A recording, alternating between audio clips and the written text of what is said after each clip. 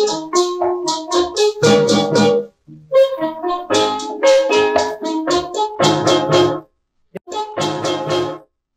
tuan saya cerita, suami saya punya berita.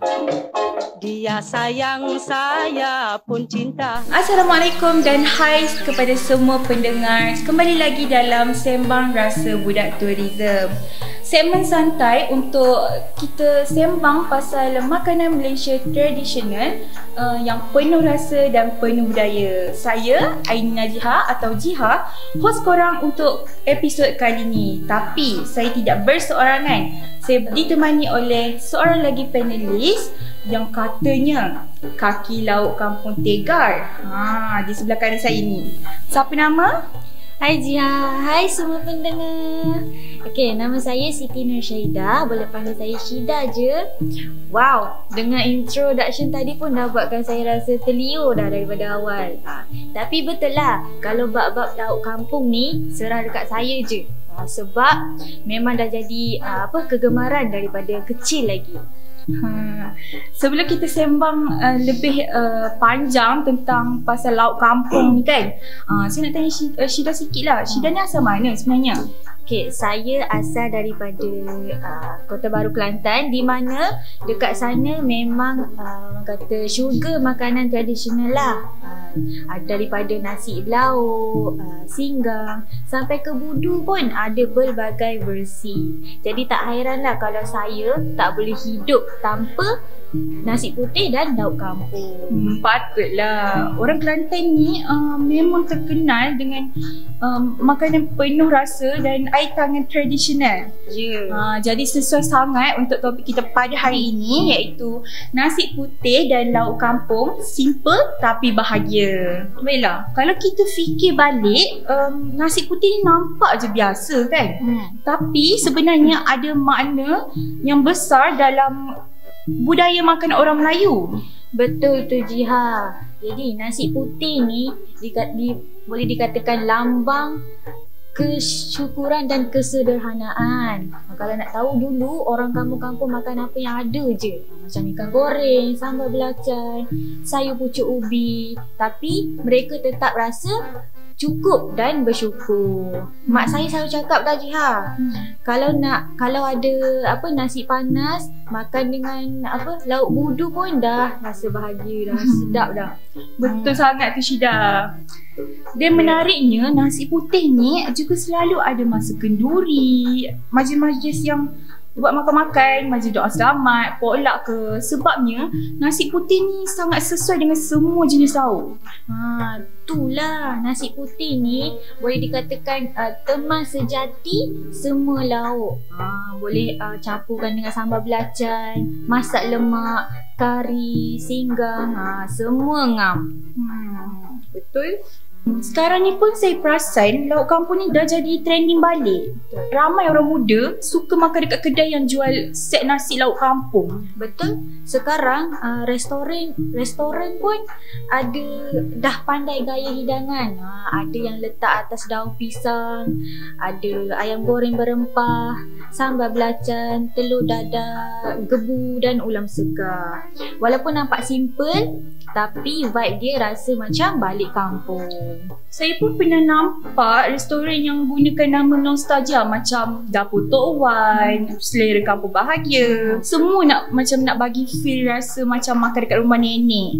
Tapi harga dia pun boleh tahan sekarang, 10 hingga ke RM12 satu set. Tapi ramai je yang sanggup bayar untuk nak dapatkan rasa comfort food tu. Betul. Orang sekarang bukan nak makan yang fancy sangat pun, tapi mereka nak makan makanan yang boleh buatkan mereka rasa tenang. Macam ada rasa vibe, rasa rumah, rasa kampung macam tu. Betul tak Jiha? Betul. Okey Syida, sekarang kita masuk part yang paling best, iaitu nostalgia.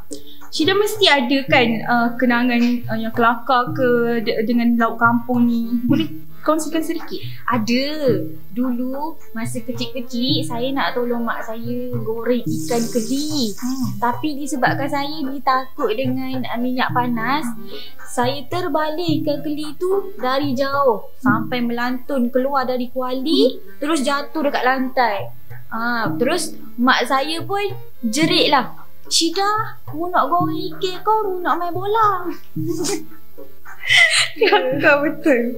Tapi itulah momen yang macam itulah kita ingat sampai sekarang kan. Betul. Lepas tu mak saya cakap, kalau nak masak lauk kampung ni kena tahan dengan minyak panas lah, baru kita tahu erti sedap tu.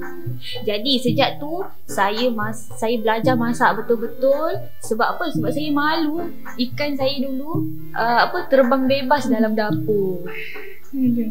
Baiklah, sekarang ni banyak versi moden lauk kampung. Ada yang buat nasi putih set viral dan siap plating cantik lagi macam dekat hotel.